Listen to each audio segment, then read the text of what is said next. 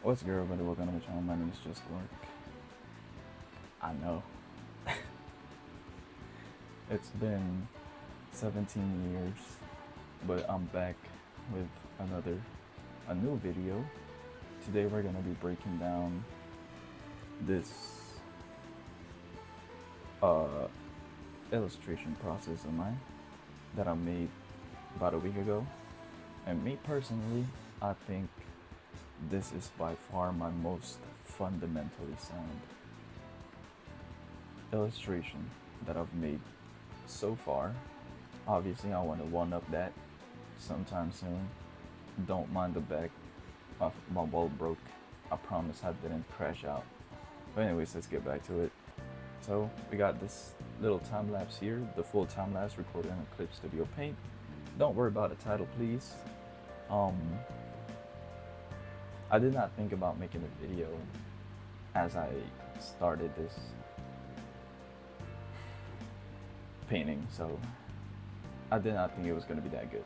Anyway, so yeah, let's gonna get started. We're gonna break down the process here, explain what went on, and as you can see at the start, I've kind of skipped over a few steps. I forgot to press record, but I've painted the background pretty shittily. It's not the best background. I was just playing around with brushes, experimenting. And as you know, that's the thing with just my art progression. Experimenting, learning, playing around with colors, applying the fundamentals, but at the same time, like kind of being more free with my choices. But yeah, we're gonna focus mainly on painting color, and we started here with just the main shadows and light put in. So yeah, anyways, let's get started. Alright, so the first thing I did after this, as you can see, is painting a bunch of colors around, not really putting any like solid brush strokes, just really putting the lights and colors around the environment that reflect on certain elements, while also keeping in mind values. This was the main thing that I was focusing on improving with this piece, was just my colors and my values. And it doesn't show in the time lapse, but I do like put it on black and white quite a lot. So that's just what I'm doing right now, putting the colors around the environment, the lights that bounce around and reflect onto each element, keeping in mind their materials and also keeping in mind the value. So you're really keeping track of a lot of things, but it's pretty fun working on this part. I've been watching a lot of Model Sensei's paintings, like live streams, so I've been applying that. Been trying to apply that onto my painting. So yeah, just putting a lot of violets and yellows because it's in like a sunset scene, so there's a lot of colors going around, ranging from orange to blue. And then now I'm adding the second shadow, which is essentially just rendering at this point, just adding depth. And when it comes to rendering, it really just depends on what style you're going for, what mood, what level of rendering you're going to. And by level of rendering, I don't mean like level 100, level 1 levels as in like skill. I'm just saying how much detail do you want to put depending on what result you want to go with. And with my style, it's a little bit more realistic, somewhat realistic, semi-realistic. So also obviously rendering the parts that I want to focus on. Yeah. So really here is just anatomy, values, keeping those in mind, and just having fun, just rendering, you know. I've pretty much set up a lot of the colors that I need to work with, so yeah, there's really not too much thinking. And the main thing that I've improved in my painting, as far as just like, you know, aside from the whole experimenting with colors and lighting, is being able to paint without zooming in too much. And it doesn't show in the time lapse, but if there's like an actual POV of the canvas when I can finally record and get a new laptop. I don't zoom in as much as I used to, and that's because it helps you keep track of everything, the balance of everything on the canvas. So, yeah, we're just gonna watch. Even with the hair, that's also another thing. I'm sorry, I keep pausing. Even with the thing, well, I mean, that's kind of the point, right? Where the fuck was I? Oh, yeah, no, rendering hair has also been another thing that I've been focusing on and I've started to understand a lot more. And you know, there's always this advice on drawing, painting hair, whatever, on like keeping them as thinking of them as like 3D shapes and groups. And obviously, there's that fundamental part of drawing hair and perhaps even painting and rendering hair. But now, when it comes to actually in my own process and my own personal understanding so far, I've kind of been playing around a lot more with um, rendering hair and making it feel more like hair. I've just been observing. I haven't really followed any tutorials of like, oh, how to render hair, blah blah blah, because everybody has their own way. But just by observing a lot of artists, just scrolling around Twitter, Instagram, whatever, and then just looking at how they render hair, I've kind of put all those together and made like a combination of my understanding. And just it's more of firstly drawing them as groups, and then when it comes to rendering them, kind of making the hair feel more like there are individual strands come along. But even then, as you can see with certain areas, they're still grouped. You know, there are broad brush strokes and there are thin brush strokes, and it just again, like I said, it depends on the level of rendering that you're gonna go with. But yeah, that's also another thing that I've improved on rendering hair. And I think the most important part in rendering hair is understanding how it reflects light, how light bounces and reflects, as well as colors. Light and colors kind of go together, but just understanding how it reflects light and stuff, how light reacts to the surface of the hair, helps with rendering it a lot easier. You don't get stuck zooming in to the hair and just doing these little brush strokes.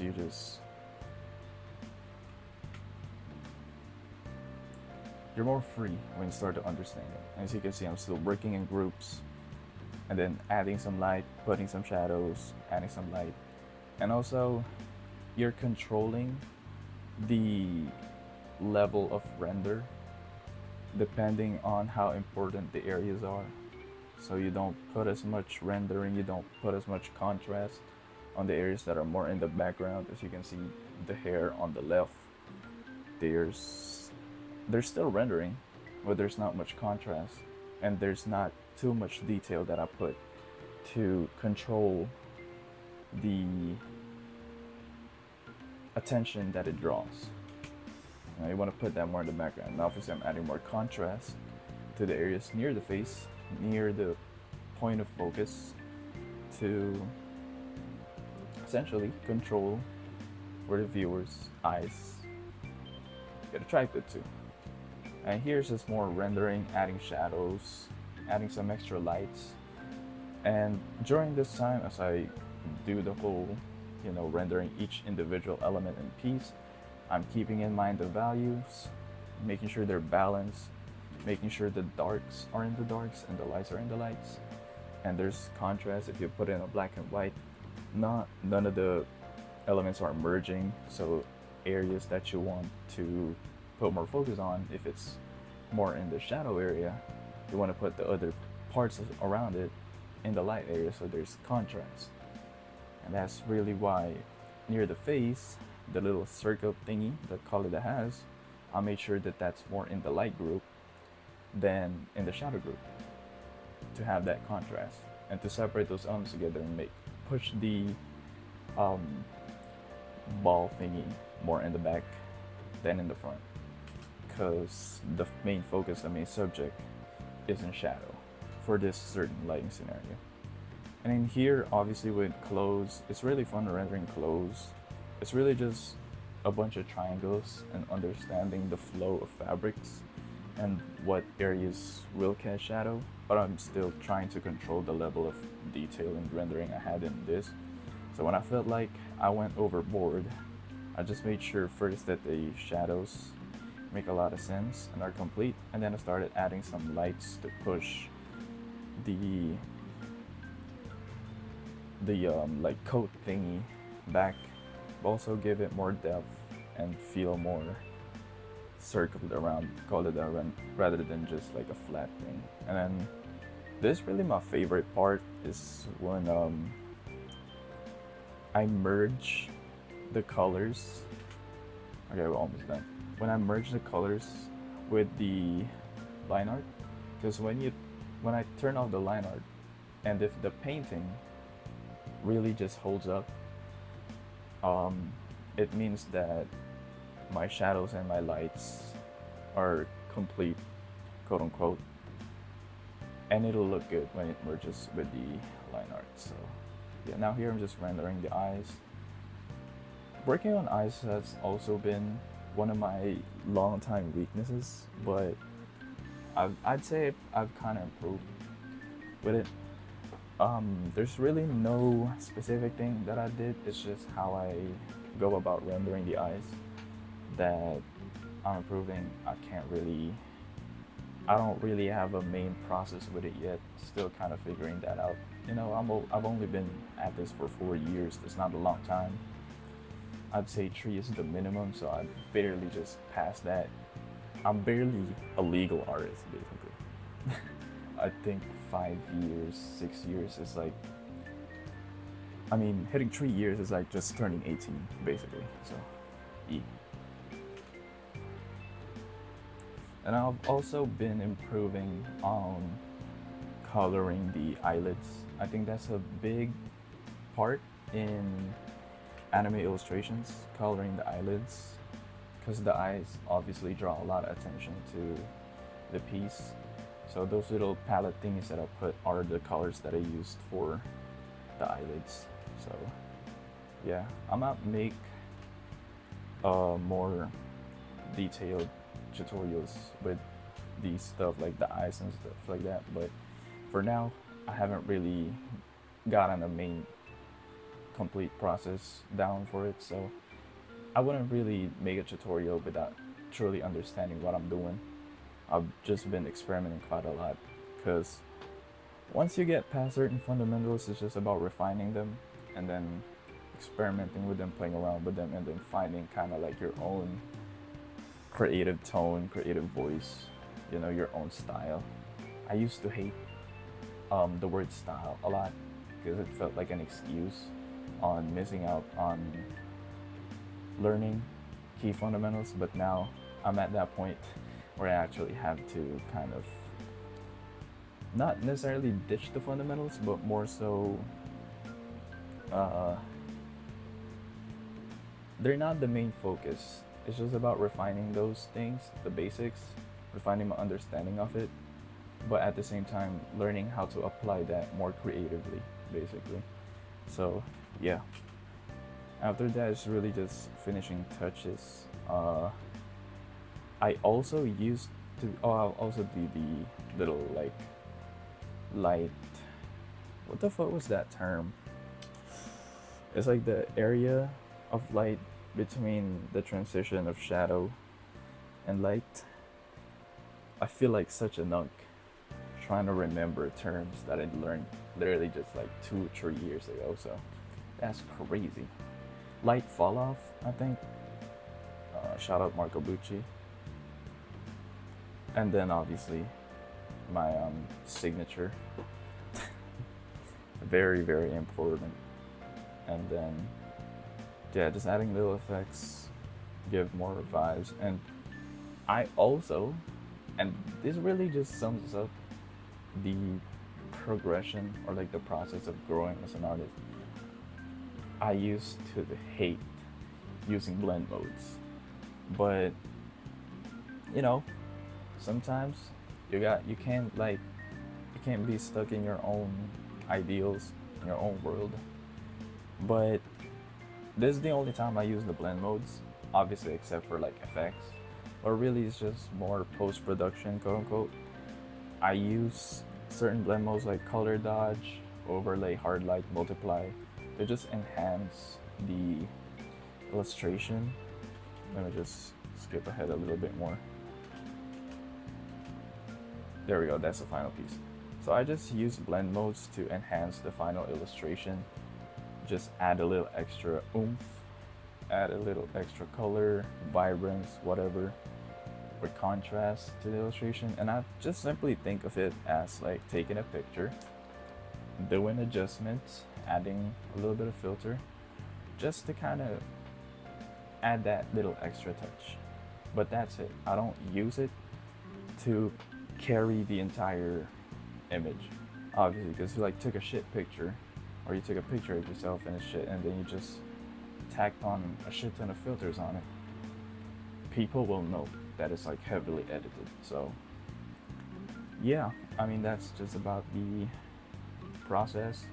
I think the main thing that I learned here is more of I think the main thing that I learned here is more of improving my colors, my lights, balancing values, and all that. So that's pretty much the breakdown for this color illustration. I'm really proud of it. I'm really happy with it.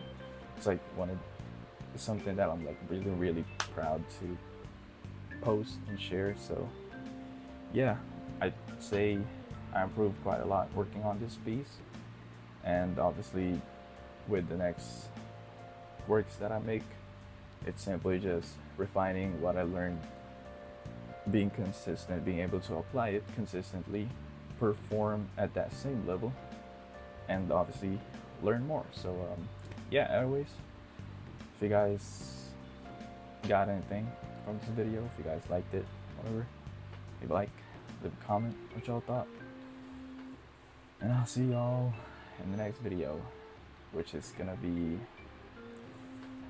it's maybe 8 years. Yeah.